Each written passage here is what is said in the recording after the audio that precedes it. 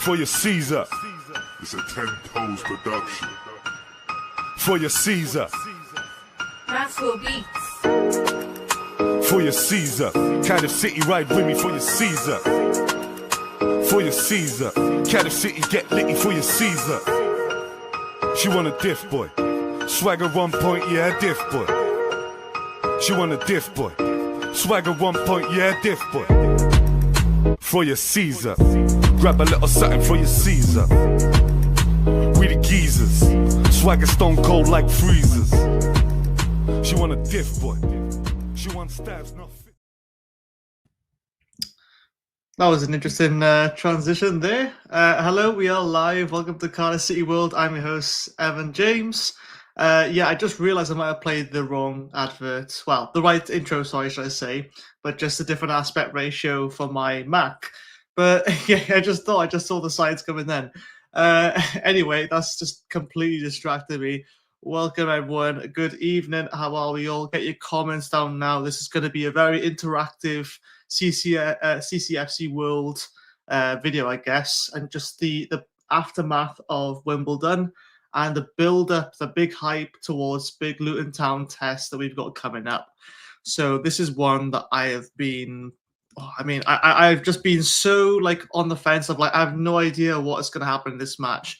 And I think this is really going to be our first real big test of who is actually going to be, you know, towards the top of the table this season and who's not. Because I genuinely feel like we're not going to see both Luton and Cardiff in the same position come Christmas. Now, I'm not saying we're going to go straight back up. Okay, so. I'm no delusion, and it's not wrong to back a team to finish top. I still think at the moment, even though we're putting in great performances, aside from the Port Vale game, we still deeply lack depth in our squad. And I know that Brian Murphy is very, very keen on prioritising quality over quantity. You hear that a lot of times with him. He says he doesn't want to just sign anyone. He's been really picky, apparently. But yeah, it does worry me a little bit when you say that phrase so many times, because it can also sound a bit like a cover-up of like, well, we've either not really been able to get any deals over the line, or the other way of thinking of it is that you want quality, but the problem is that every team wants quality in their team. Now, there's a bit more of I say attraction to play for Cardiff City at the moment, because even though we're a league below, you know, what we should be, there is that project that people can buy into. And I know that with Brian Murphy as a young, you know, attractive manager, well, he's not even like, when I say attractive manager, I mean like plays attractive football, but he is good looking himself, if I do say so. But in terms of the project that we're buying into, you can already see it's developing now. You feel like we've already played 20 games of the season. But this is my worry, is that once we do get to about 20 games through the season, and it is a long season, it's a long slog, and it's going to be loads of cup games as well, which I know we got one, Cheltenham coming up after Luton, I'm pretty sure. Can we still go out the whole season with 2 or 3 more signings? Now, I know we have the January transfer window, and I think that'll be crucial for us as well, probably more so than right now, because we could put in performance after performance for a while, but you've already seen it with our match recently with Ollie Tanner going off, which is really gutting, because I felt like he had finally found his feet. I think the first couple of seasons with Cardiff, he was very patchy. I think the same can be said about Callum Robinson, but I don't know, man. I think it's his fibula he's broke or something, but or fractured. I'm not really a physio or a doctor, so that's probably at least about 2-3 months minimum with him. So that begs the question then, who do you bring in to replace him? Because I know Willock came on just before halftime just to see it out and then play the rest of the game. I've been very opinionated. I felt very strongly about a few players, and Willock is one of them, which I just genuinely think I don't know what his level's at. However, I will say the performance he did put on Tuesday, I thought was a bit more encouraging than his other performances, let's say. I will say this, I feel like his ability right now is limited to League One in terms of he kind of gets a bit of a free pass. I know I'm being really harsh, but he kind of gets a free pass in that a lot of players still don't know how to defend against someone who cuts inside in League One. But I feel like that's kind of all he offers at the moment out wide. I genuinely feel like Willock would offer a lot more in the middle of the park, knowing that he can go either way. And he has a decent shot on him as well. He has a decent curling shot. The only problem is that I still think that even some League One defenders or fullbacks will figure out his style because he hasn't really got the pace of a traditional winger to beat his man. And I generally can't think of the last time when I saw Chris Willock beat a man. It was only the fact that he cut inside and he goes alongside his man and puts in a curling cross or shot. And again, like if it comes off, it comes off. And I can't be annoyed at that. But at the same time, I just know that from watching him in the championship, he was one of our worst performing players. And again, I say that, nothing personal, but it's just how I feel about it. I know some people will disagree with me, and I'll get to the comments soon. I encourage debate, honestly, but as a coach myself, I tell it like it is. I'm sorry, I have to tell my players all the time, sorry, you didn't make the squad or whatever, and it hurts me to say that, but I have that kind of personality where I'm not going to sort of dawdle around the question. If I don't think a player is good enough for the squad, I'm not going to try and pretend everything's sunshine and rainbows. But let's see what you're saying as well. I'll say evening to everyone. I've got a few different questions, but first of all, just before I say hi to all of you, we've got roughly less than 20 tickets now for the Kavanagh event. So please, if you're interested in getting tickets, act fast, act ASAP now. I've got the email here. I'll actually pop it in the chat here. It's CardiffCityWorld it's literally just CardiffCityWorld@gmail.com. It's a nice, easy one to remember. Make sure it's spelled out right.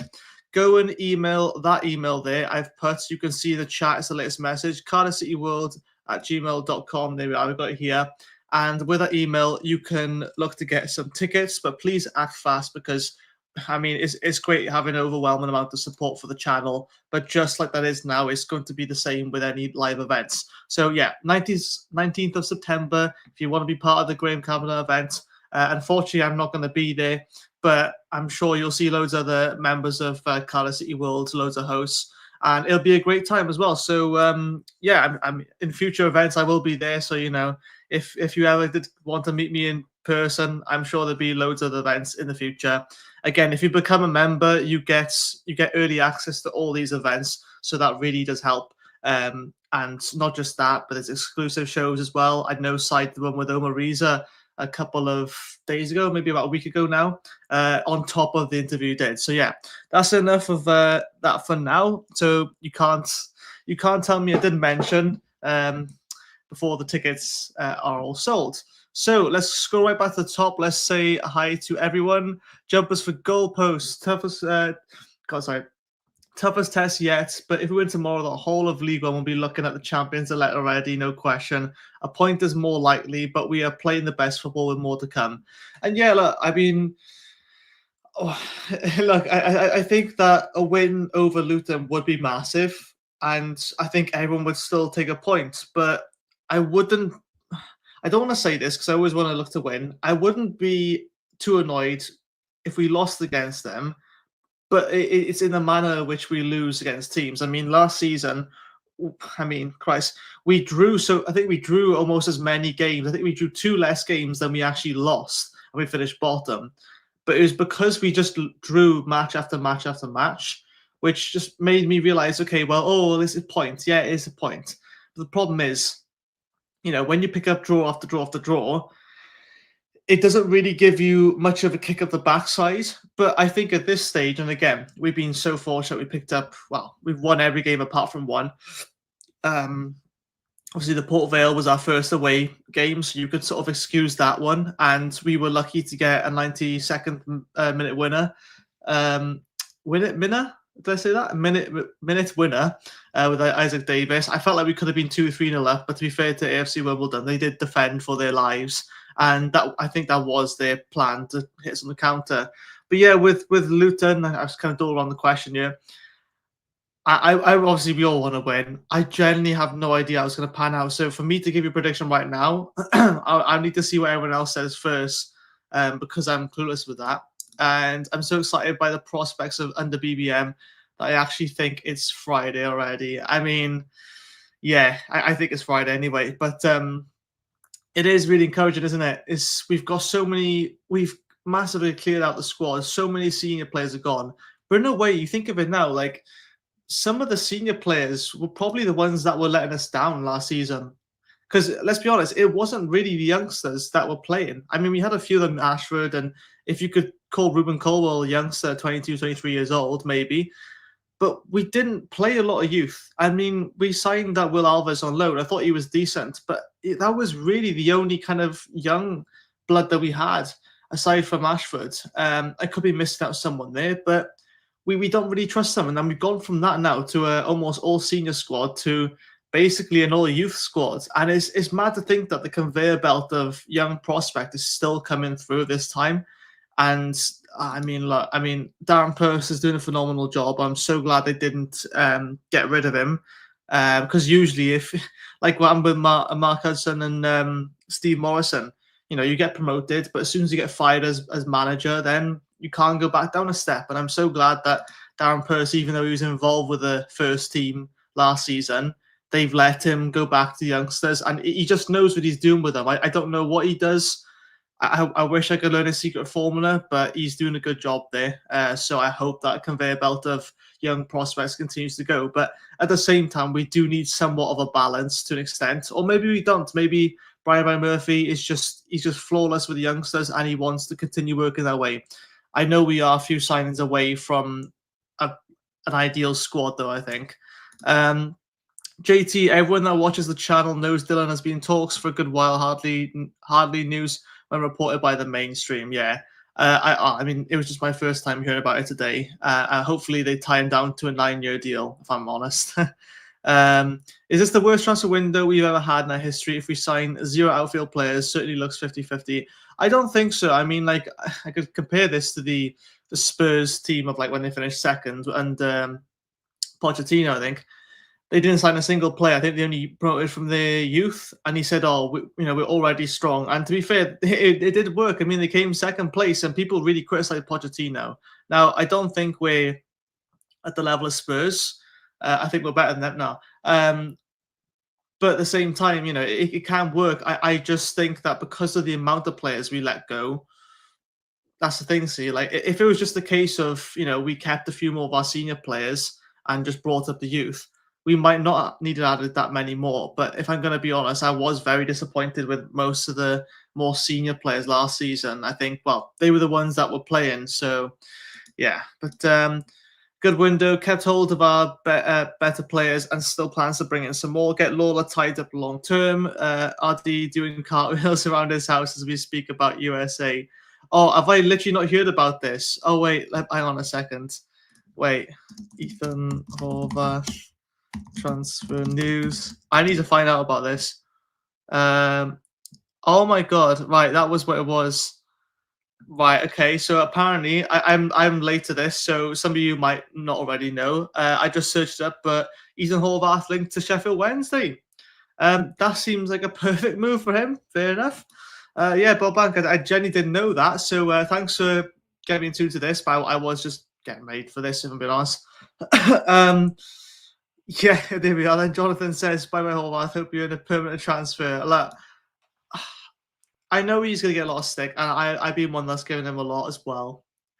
But I do want the best of players, whether this club or another. It's just that the guy scares me every time he went in goals, and he looks scared as well. There was a reason why Luton didn't keep him when they got promoted to the Premier League. There's a reason why other clubs, I think it was Forest, didn't keep him when they got to the Premier League. So, by buying him, we were kind of asking for it in a way. We must have been skeptical when their club was so quick to release the player or to let him go on however much, 500k it was. Terrible window, Bob Banker, you down in disguise. Well, I mean, I don't know yet. Thing is that we can say terrible window. We have signed probably the best goalkeeper on the planet, which is incidentally, Nathan Globetrotters. Yeah, so I'm honestly, I'm so thrilled with Nathan Trott already. I think he just looks like he's already part of the squad. And I mean, he was in the squad for about a week before we actually announced him. But I honestly, I couldn't, excuse me, I couldn't ask for more from him at the moment. Only sort of thing I can ask more from him if he scored a 90th minute winner, if he came up for a corner and headed in. I'm just saying, like, I feel like that's on the cards this season. Might be worth placing the bet for Nathan Trott to score a header plus 90 minutes. So, I don't know. I get a feeling. I'm not sure what this is reference. Oh, this is the way we're on the league table. Yeah. Honestly, you're terrible manager. Honestly, you're getting him out. Honestly. A lot of people saying there's a bad window. Look, I mean, we still got time. There isn't a lot of time. We definitely need players in. Like I've always said, I think left back is an absolute must. I think winger now is an absolute must. It was already a priority, but now I think it has to be since Tanner's out. I don't think Nyaku is ready by the looks of things yet. I think he could be rotated in the squad, but look, we've already got tons of youth players who are, having their first seasons with first team professional football. So let's be somewhat sensible about it, right? I think Brian Murphy is, taking that into account, that for a lot of these youngsters, is their first proper season. They're all just chucked in. But if I'm being honest, like, players like Dylan Lawler, they're definitely ready for it. Joel Colwell, I mean, my God, aren't we glad that we didn't send him out alone? I'm so glad that we got a manager in charge that can look at a player and just decide and just knows if they're good enough, if they make the cut or not. Because it feels like for even back to when we had Warnock, it felt like we didn't have a manager who can just see players there and just make a good decision of whether they should or should not be in the squad. And I get every manager has a different vision of what they see fits their style of play. But for someone like Joel Cole now, I'm so glad he's just kicked on and he's been given the chances. This is the thing, see, BBM will give players chances and he will drop players if they're not performing, even if they have been named captain by their teammates, which is, I'm not going to say much more about that until later. But let's have a look who else we got here. Evening, Mark Cox. Have a look. Got Martin Ryan in here as well. We've got, yeah, that's good news. Yeah, Lauren talks to the club, we just mentioned. Who else we got? Graham lost a hell of a lot of money getting relegated. Yeah, most likely, mate. I mean, every club's the same, isn't it? So I think, especially with, I don't want to get too much into it, but especially in potential talks of a takeover, which I know nothing more about and will know nothing about till everyone else. That might also factor into it a little bit. I'm not sure, but you think that Tan's probably been even tighter with his money. The fact that he probably just wants to get back up to the Championship. I almost said Premier League then. God, how far have we fallen? Let's clear that news about Horvath. Oh God. Injuries and suspensions. A small squad will catch up with us by Xmas. We'll be down to bare bones if we don't strengthen. And yeah, this is I think my point as well, is that it's only going to take one or two more injuries until we're seriously lacking depth. And if I'm being honest, as much as I love more youngsters to come in the frame, I think we all have a target to get promoted straight away, and we don't want to put any more pressure on the youngsters because we've already got such a young squad. And if they're good enough, they're good enough. That's how I see it. But I think with youngsters, they have had time of a preseason to work together, albeit not a long time. But I don't know. I just think at what point does it get too risky of just putting loads of youngsters in? Again, if they're good enough, they're good enough. But like, you've got to let that conveyor belt just build up a bit of momentum first, build a bit of weight first before we introduce all the youngsters. So we really do need some more depth. And like I said, I mentioned the positions that need depth. I think the only position we don't really need depth right now is probably the midfield and let's say goalkeeper. Backup striker possibility, I suppose that's with the chance that any other striker leaves. But if I'm being honest, I mean, Davis can play striker well. I mean, he scored last game, but I see him more as a winger just because of the amount of pace he's got. I think Robinson recently as well. And again, Si, don't kill me over this, but I think at the moment he's probably more useful out wide or as a number 10. I know I said it, but I just haven't seen enough from him up front. I know it's only early in the season. He's kind of been subbed on. I just feel like he's struggling because so many teams are playing 3 at the back, 5 at the back, and especially AFC Wimbledon, they've just been like, ultra defensive teams, and that's really hard for a creative, let's say, a creative number 10. Sorry, a creative striker to work with. Let's have a look. Who else we got? Tanner's out for at least 4 months. Yeah, looks like it. I mean, I think it's a fractured or broken fibia, I think, which is not as bad as a tibia, but I think it's still a long time out. I don't think we're gonna see him anytime soon when he has a boot on. I don't know, Graham. I think you're probably looking for January return, I think, but that is like half the season gone then, isn't it? So I wouldn't lose all hope in that. I mean, I'm not sure the specifics on how much we lost, but that 10 million. Like, how many of us have got 10 million in the back pocket? Like, I don't think many of us have. So yeah, 10 million isn't a nice amount of money to lose. Let's just say that, especially when you have a couple players or a few players in your squad with high wages. And I think that would have, if we hadn't got relegated, we probably might have kept hold of someone like Rawls. I don't think Ramsey we would have, but someone like Rawls who might have kept on for another season just to see things through and just steady the ship. But I don't know, because it's just we had so many players on so much high wages, or allegedly high wages, that it's just ridiculous the fact that we finished bottom. I mean, look, you can say what you want about the management of football, but from top to bottom, it was an absolute mess. Let's be honest. I generally put a lot of blame on the players for basically not taking accountability. I think there was very few, like Callum Badauda, Rinamota. I think those are players who came there to play football, and I just felt like there was such a disconnect last season where where this season, I think, especially going into a game at Luton now, I'm a million times more confident going into the Luton game now than I was last season. Even though last season we still had heavy odds of beating Luton because of how bad they were. I mean, we forget how bad Luton started last season, and I don't know. But yeah, like Jamie says here, like, we prefer seeing Nakua over Willock. Maybe Willock could be better central if we need to rest Cole. And I wouldn't be against that. I think maybe you rest Colwell for a Cheltenham game. I think as many league games we can to put Colwell in, because again, we need someone who has set piece quality. I think only other person that offers that is Turnbull at the moment. And I think it'd be good to see Turnbull start. But then again, who do you really drop? I mean, apart from obviously Tanner, who's injured, who do you drop for Luton games? So get your comments in now. Who is, does Willock earn a place on the left wing? Or, do we see him playing centrally? Because I don't think BBM sees him as a number 10. I personally do, and probably most people do, because I feel like he has a lot more to offer there. I just don't think he has the pace out wide, and I'm sure many will agree with me. Some might disagree. I'm not saying he played badly on Tuesday. I just, over the course of the season and a bit now, I haven't seen enough to convince me, and, I don't know, maybe there's more to come from him. I mean, we got to give him some time because, BBM seems to like him anyway, so we can only tell with time.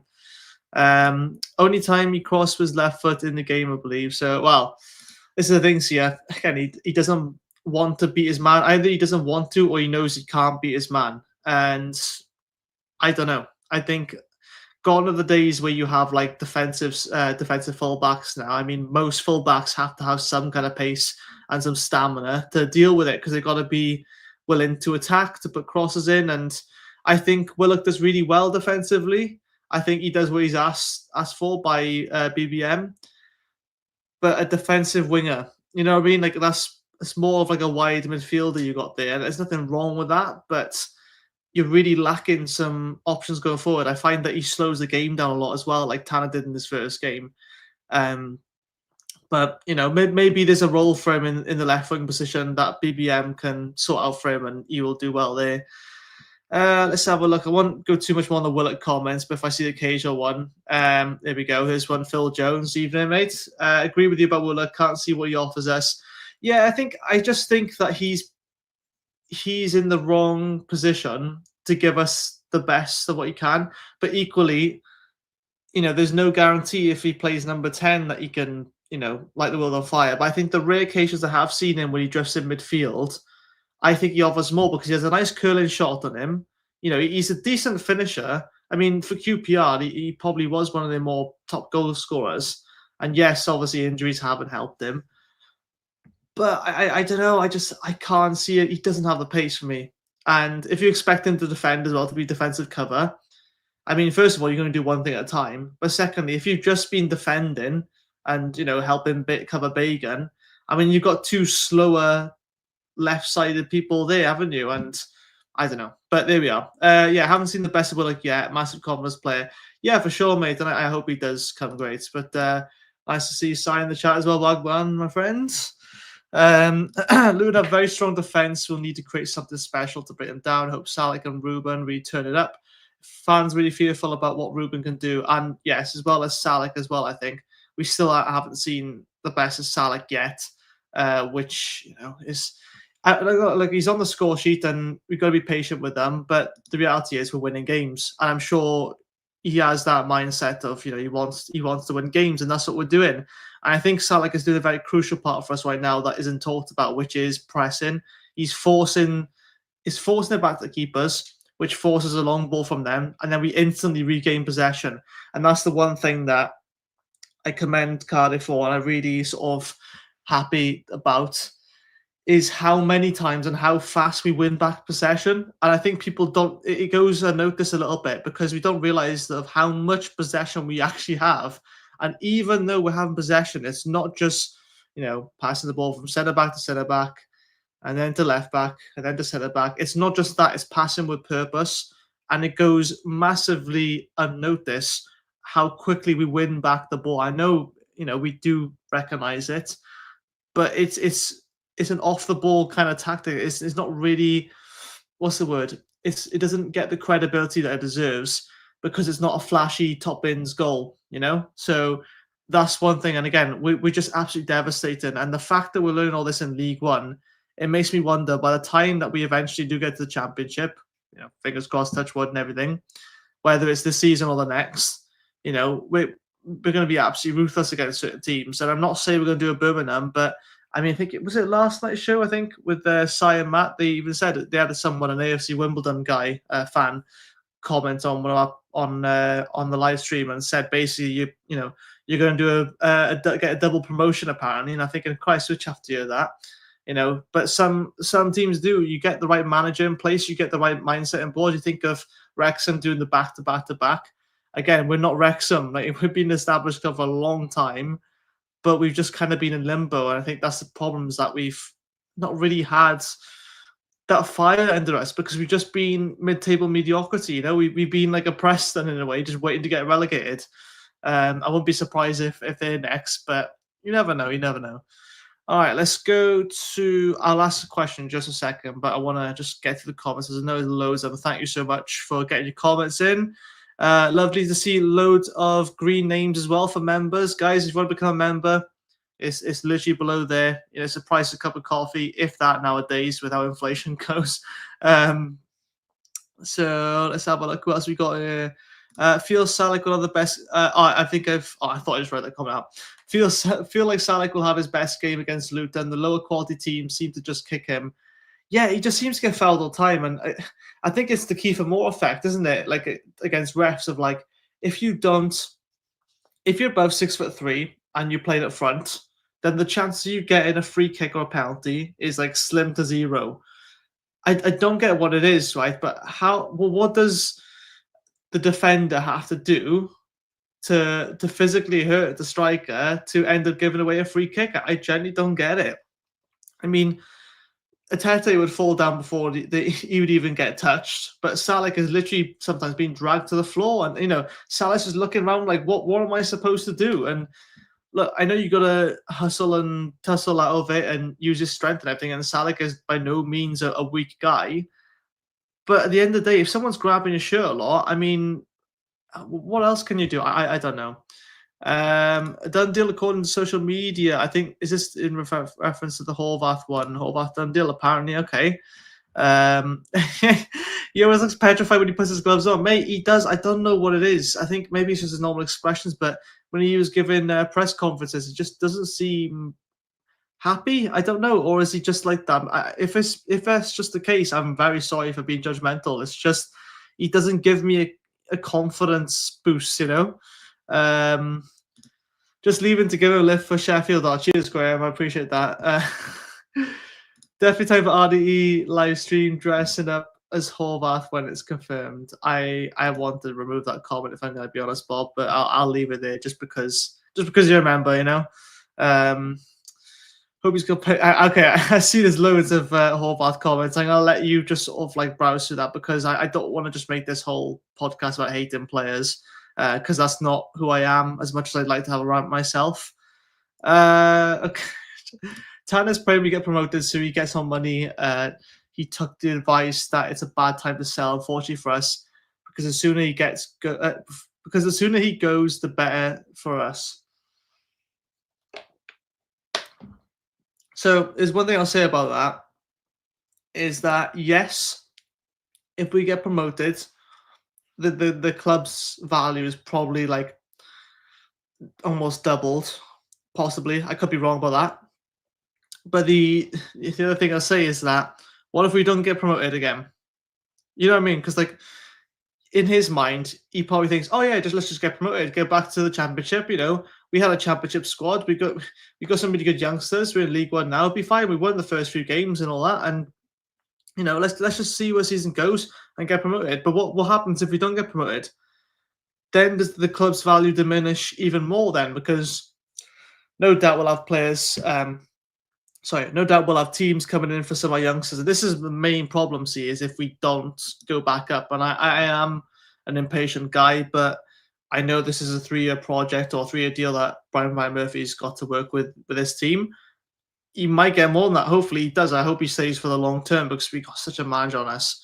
And my worry is that if we don't go up this season, are we going to be able to convince a lot of our youngsters to stay with us, to buy into this, to keep buying into this project? And I put that in quotation marks because there's only so long you can call it a project. And, it's the like, oh, let us cook and everything. Or is it the Graham Potter says, like, I can't remember what he said, but like he's basically saying to sort of like give us time, buy into the project, just let us build. And he just kept saying that. And unfortunately for him as the Chelsea manager at the time, it just it's all hope and no follow through, right? It's all promises, and I don't know. I feel I rather prefer managers just keep quiet about it. I think Brian Murphy's been very smart in terms of how he's handled press conferences. He doesn't always give direct answers, and that's not to be dodging the question, but I think he's aware of how his words can affect the morale of the dressing room and can affect possibly our performance as well. If we have the wrong attitude or the wrong mindset going into games, he doesn't want that to rub off on other players. And whilst he's been pretty obvious and pretty clear that the idea is to get back to the Prem. I keep doing it now.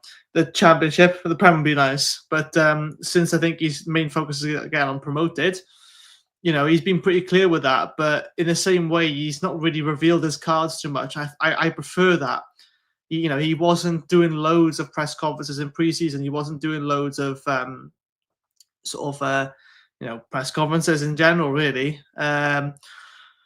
Let's have a look. Agree, Robinson 10 or 100%. His goal ratio has never been solid enough to be an outright number 9. Well, to be fair, at one point he was our top goal scorer at the club, but at the same time, we didn't really have an out-and-out poacher number 9 at the club. So, I don't know. I feel like at this point, you kind of try it because I think if he wants to get regular game time now, he's going to start. This is what I do, right? I would have Trott in goals. I'll play the same back four, Bagan, Capaccio, Lawler, and Fish. The same side as well. And it's nice to know that Capaccio can play on the left. Then you would have... Who would I put? I think you've got to play Joel Colwell. I would go for Turnbull, Colwell, and... Well, 2 Colwells. Wintle hasn't done anything wrong, but I just think that a few times he could have been a bit less negative and kind of just passed the ball forward a bit more. But again, I think it's just because I want us to get an early goal against Luton. Then I would go. I'll quick break a sec. Oh God, I get dry throat as soon as I go live. In the front three, I would go for Ashford on the right, as he should be. Do I go Davis though? See, well, you know what? I'm switching it up. I know Ashford's been doing well, but I'm gonna put Davis on the right. I'm gonna put Salek up front and Robinson on the left. Now, the only thing is that we're not really left with a striker option. However, I would give Salek the whole game this time, and you've still got then Chris Willock to bring off of the bench to go on the left, to go in the middle. You've got Kean Ashford to go on the right. I mean, Mark Cox just said there as well that where does Alex Robertson fit into this? He goes alone and gets sold. Oh, I don't know about that. I mean, you're right to put that in there, mate. You're completely fine in saying that, but I don't think he's going to be happy with having a loan. I think he expects to be back in the squad, but he expects to be playing regular football. But he's had that injury, and someone else taking his place. I think he will excel more now because the squad's gelled together. But do I think he's a person that only excels when the squad's playing well together? I know it might sound obvious, but if we're thinking about this so far, what we've seen, this is my personal opinion, when things are going all right, he plays really well. But when the squad's having a bit of a rough patch, it gives me the impression as if he doesn't really want to be there. Now, I know that might not be true. I might be putting words into his mouth. That's just the way I kind of saw it. I think he was really frustrated last season about how he didn't get as many starts. But I don't think he really set the world alight when he was playing. His first 3 games, and the Plymouth game, I think, was his best game. He was untouchable then. I think he was the first to score as well. But apart from that, I haven't really seen it click yet. So I hope it does click. But yeah, so I think Robertson and NG still out for this Luton game, even though I think they are fit enough. They just want to be sure they don't chuck him into the deep end straight away. I think as well, you don't want to ruin your gravy too much when you got it at that really nice texture, the really nice thickness and everything, and you just want to kind of go with what's been working. And if I was them, I would go with the lineup I just said. But yeah, I think Robinson's days of playing through the middle, for me, you've got to change it up now because we can't be bringing him off the bench all the time, playing up front. Taking Salek off, which is our only proven goal scorer, only proven poacher at the club, and a big aerial presence as well. It's a big miss. It's a big miss to just take him off after 60, 70 minutes. I'd give him the whole game. Let him play the whole game. I mean, think of the Millwall game where he scored those. Was it 2 late goals, or he scored at least one of them, and on his debut, I think you got to give him time. In the same way that Robinson, I think, is the second highest paid of the club. I'm pretty sure, not exact. I'll try him on left wing because I think he's a very creative player. I almost said winger then. But I don't think he's a striker anymore. Maybe he used to be, maybe he still is now, but I'm not seeing it so far. So just before we go on to anything else, Sai has got a word for you all, so I will be back in just a second. This episode of Cardiff City World is brought to you by Coral, the proud sponsor of the TalkSport Fan Network, here for all kinds of fans. For the armchair experts, whether you're constantly negative, overly positive, or maybe even the instant over-the-top reaction social media guy or girl, for the football fashionistas still clinging to the legendary Terrace fashion of yesteryear, or the best retro gear from Michael Thorne, the nostalgia merchants, dreaming of the old lady Ninian Park, or still celebrating Campbell's goal in the Millennium Stadium, whatever kind of fan you are, with Coral's free-to-play reward shaker with a guaranteed daily reward or offer throughout the season, simply shake your phone to win.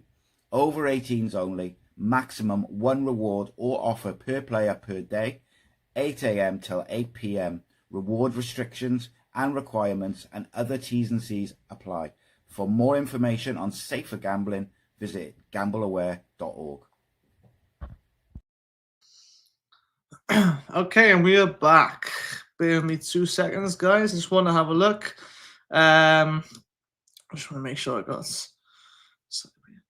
All right, so let's have a look where we are now. So we got about 20 minutes or so. I don't want to make this too long. And to see Sally got kicked in the face and nothing got given.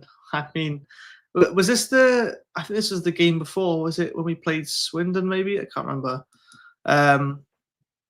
Anyway, so I want to get your opinions. I've got a lot more comments to get through. Oh my god, I've got a lot. So I'll try and race through these comments. But since I'm dedicating this to an interactive episode, I did promise I'll go through loads.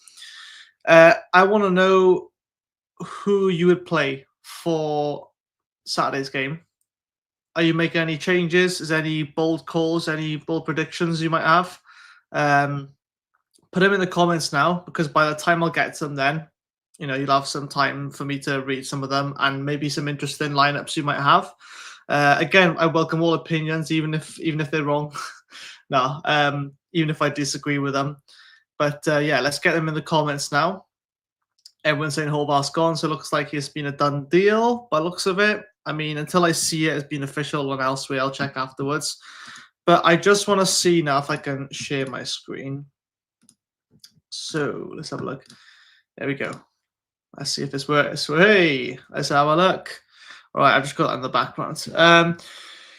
So league table.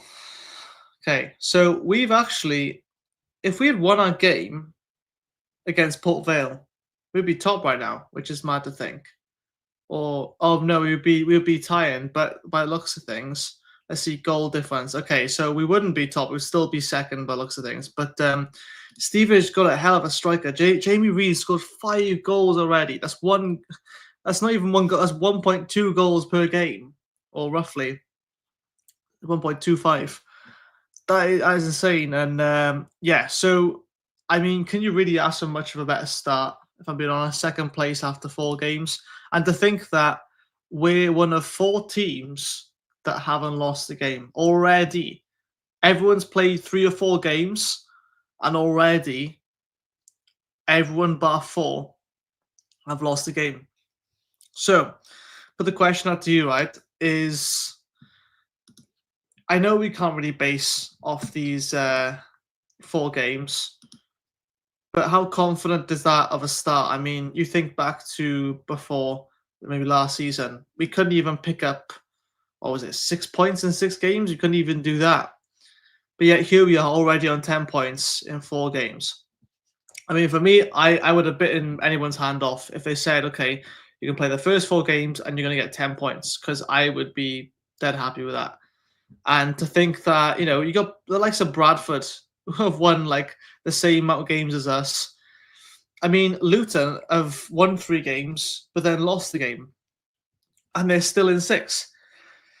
I know, early doors by all means. But I mean, even Stockport, they've won 2 games, drawn and lost. And I predicted them to finish first. And again, we've almost played no games in the season. But it's just interesting to see. Like, I mean, Peterborough lost all 4 of the games on the trot so far. So have Plymouth. And yeah, it's not looking great for some teams, but I look at the likes of like Port Vale. They've drawn 2 out of 4 of the games. They lost to the 2, and they're 19th. But then again, I don't think those teams will be in relegation scraps. You got the likes of Reading and Wickham, a bit surprising as well. Lost 3 of their games. Exeter, I'm a bit shocked at, which are 11th right now because they've won 2, lost 2. So really, the problem I have with looking at it so early, and I think with youngsters as well, is that one loss, how are they going to react to that? So if we go into Luton now and we get a loss, how is that? How are we going to take that? Because I'm confident that we'll bounce back from it. I am confident that loss will actually propel us a lot more. We'll like a rocket up our backsides. Metaphorically, I suppose I gotta say that, to make sure we win the next game. And I actually think in this, and I'm not encouraging us to go and lose the game, but I actually think that a loss anywhere in the next couple of games will at least give us that early reality check. Maybe before the window closes, to be like, okay, well, we're not as good as we thought we are, and we have to keep a level head. Because you think of youngsters now, right? They super glued to any kind of mentality, right? Because they're youth players are like massive sponges that are waiting to just like absorb all the water, all the information, the knowledge, the tactics, the everything. But how will they react to their first loss? Because we could have lost the first game of the season against Peterborough, which would have been a sucker punch. And if I'm going to be honest, if we came out with a draw or loss against Peterborough, that would have massively changed my perception of where I think we'd finish. Because if we lost to them, when we conceded that first goal, I was thinking, oh God, no. Welcome to League One, Evan. I was a Championship. It just shows how much PTSD I'm going through from when we got relegated. But yeah, that's it would have been a sucker punch, and the fact that we conceded first and we managed to come back from that. I mean, it shows how much fight we've already got in the squad, and it's insane. I mean, Peterborough by far the worst side, but set piece merchant maybe. Who knows? Who knows? Let's have a look. Who else we got here? Evening Paul as well. And I guess I've seen in your comments there. Tan, let's have a look about Tan. What is he saying? Tan ain't stupid. If we believe he's going to sell us in the Championship, if we believe he's going to sell us in the Championship, which I don't think he will. He's going to sell. He's going. Oh, sorry. I'm not good when people don't have punctuation, but I'm not judging. He's going to sell when we get back to the Premier League. Yes, when we get back to the Premier League. Yeah. Look, I think there's a certain amount of delusion that Tan carries, if I'm being honest. I mean, every season we're going to the Prem according to him. If only David Marshall started scoring a few screamers inside his own 18-yard box, we might have been there. I'm just saying. Let's have a look. If Robertson and NG are back, then try them versus Cheltenham. Absolutely. I think they're first to go in there. I mean, look, as much as I love a cup run, I think the main thing we got to think now is we got to prioritize the league at all costs. I'm not saying we absolutely ditch the cup games.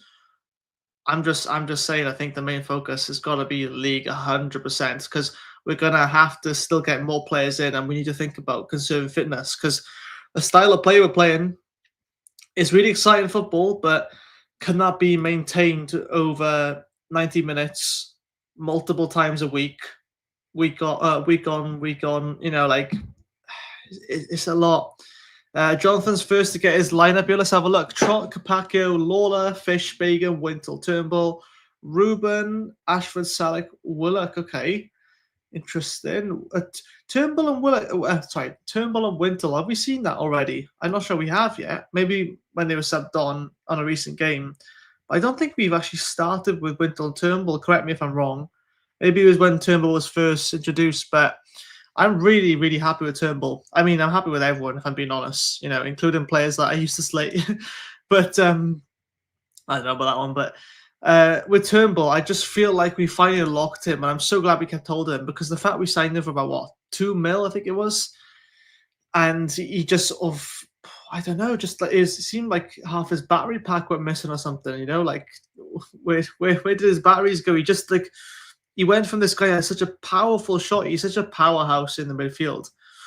And it just seemed like all that was sucked out of it, because, I don't know, I just felt like he wasn't really happy. Well, I think it was quite visible that many players weren't happy last season. Oh, excuse me. So, let's have a look.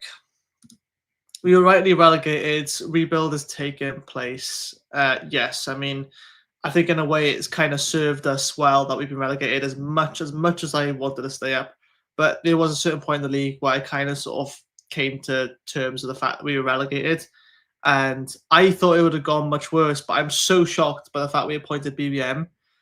Pleasantly shocked. I think it's honestly saved us, because, Jenny, I think we've got a gold mine here. Because if we keep him, my God, the youth. I mean, the fact that he's been allowed to get his own coaches in, I shouldn't have to say that as a surprising thing, but the fact that he's got his own coaching staff on board, I think it's great. I think the new addition of that, I can't remember his first name, but is it Lovelady? I didn't expect any other staff of his to come in, the fact that was he like a tactical sort of analyst or something like that?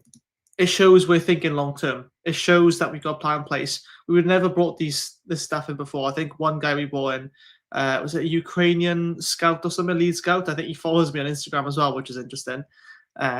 This is before I even got associated with CardiffCityWorld. So that's just a subtle flex there. But yeah, let's have a look. Luton fans are complaining they're struggling in the middle of the park and at win back. We need to take control of the middle and the middle of the park and wide areas early to make it count. Yeah, honestly, I think an early goal will scare them up. Really, give them the old little shake up. What's it called? Give them the willies, isn't it? Like, I genuinely think that Luton haven't got that squad to get back up. I think it's going to be a rough season for them. Do I think they'll get in the playoffs? Yeah, probably, because I think they still have too much quality there. But I'm not too convinced on Bloomfield, if I'm being honest. I don't know. It's just my opinion, really. He could well finish top, but I'm yet to see it yet. I think we've had a much better run so far. Yeah, if we go and beat them, then just give the club to BBM for free. I mean, honestly, like, just let him. Honestly, at this point, I'm just saying to BBM, you do everything. You have the club and everything. You get the people in that we need in, and the person with the money, then whoever's ends up owning the club, whether it's Town or whatever, just let him have the wheel. BBM at the wheel, eh? Just like Ole Gunnar Solskjaer at the wheel. See how that worked out. Okay, so, oh god, sorry, I'm trying to scroll through the comments, but it's a little bit twitchy at the moment. When are we going to sign a leader? Rawls was perfect for this league. Bannon from Sheffield Wednesday would be perfect if it's not free. I think Bannon's still at the club. I think he's helping out. I think, if I'm not wrong in saying, I think, didn't he give like part of his wages to players or something? I could be wrong. But, looks like, sorry, schedule's all over the place, but this is keep me awake. Don't worry, guys. You're not boring me, I promise. Let's have a look. But yeah, so I think, I mean, yeah, Barry Bannon along with Brian Murphy, what scenes that would be. I think we have got leaders in the squad now, but I think it's more that we're having group accountability amongst the team. I think the fact that Nathan Trott's come in, I think he's a leader in a way, just because of his quality and how safe, I feel with him in the net. I think he definitely commands the back four a lot more as well. And he's only, he's like 25, 26. I say only.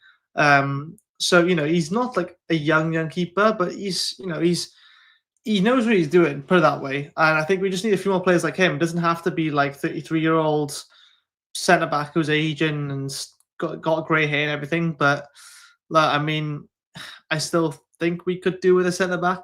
Especially if Darland goes and like Chambers going now. I would honestly fancy Chambers more right back now, whether he likes it or not.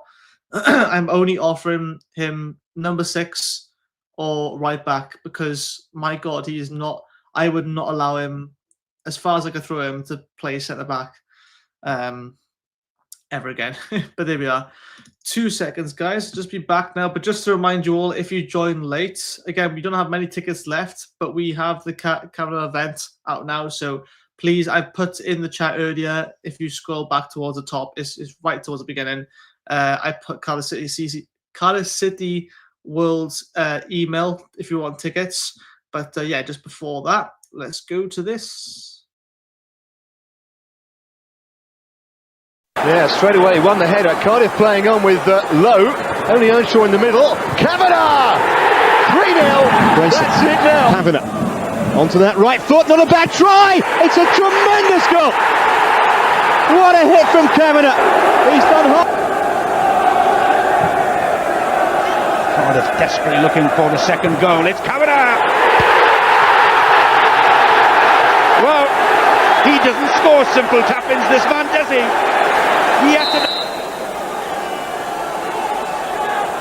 It is Kavanagh with the free kick. Oh, what an equaliser from Graham Kavanagh!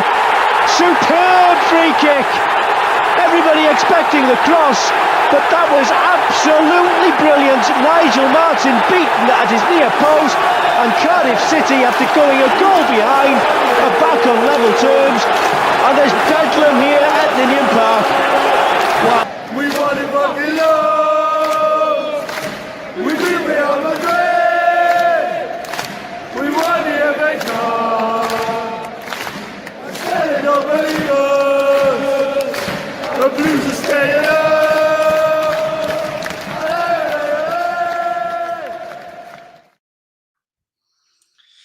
And just to finish off tonight, I'm just going to read the last few comments, and also want to say as well, Size asked me to mention this, that pre-game for Saturday, so make sure you tune in before the game.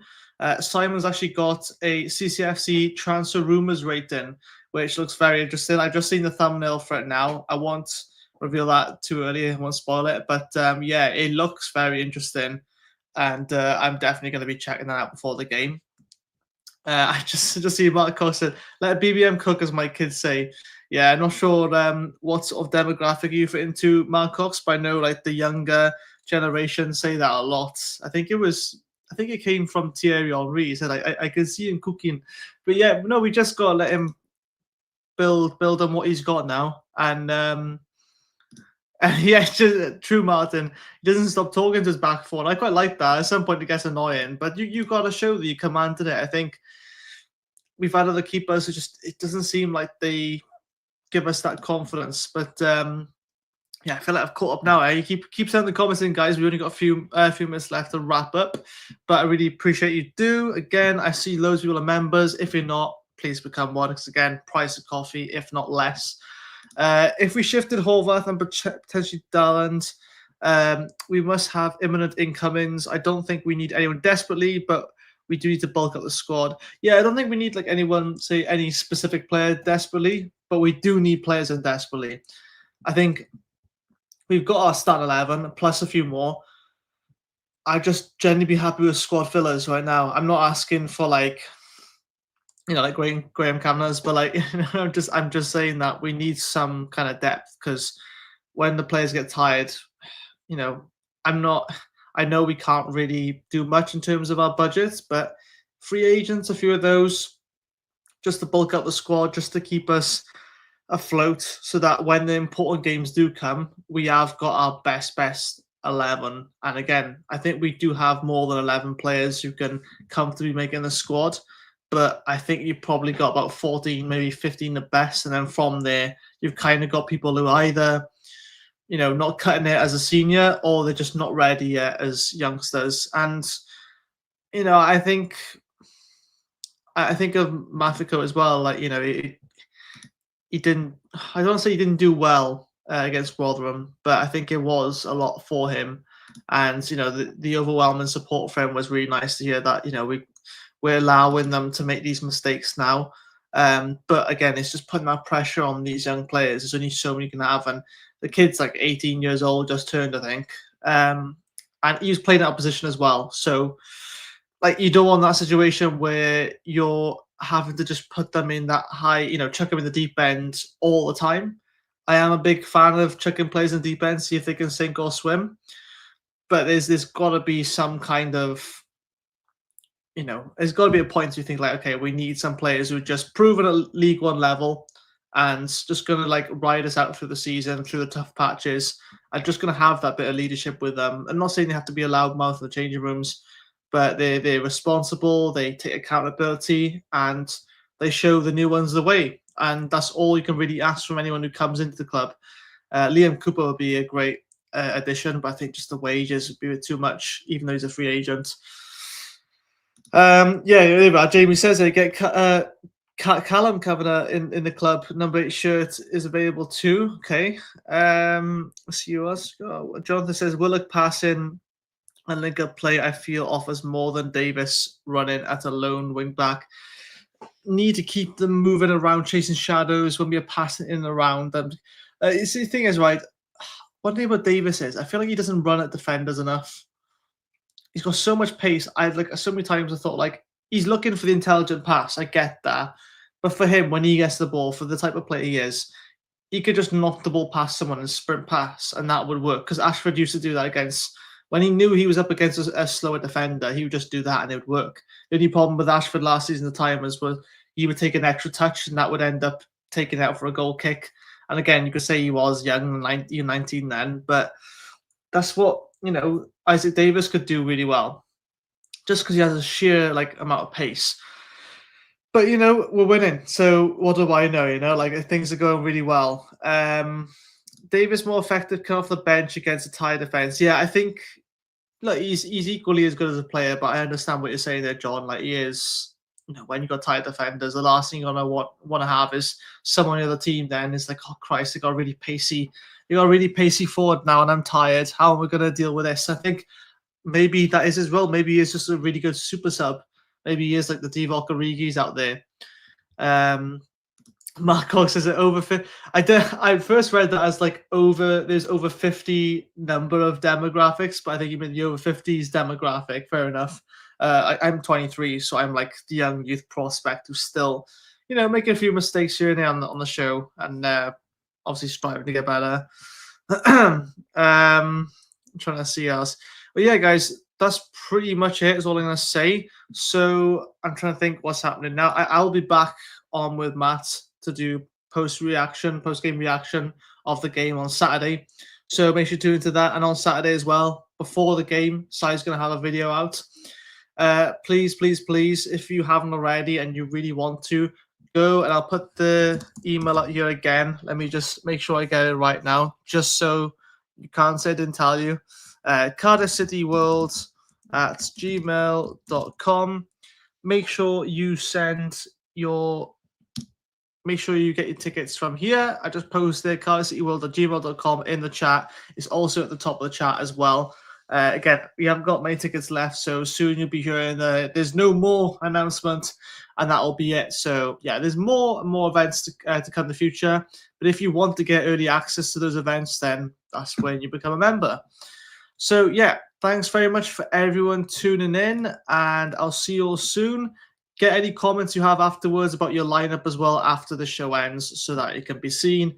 It also helps the algorithm. It helps our channel a lot, because we really want this channel to grow as much as we can, to not just for the fans. We want to make this exposure bigger so that people know who Cardiff City are and actually get the attention and love that it deserves, considering our 125th year anniversary was quite a disaster, to say the very least.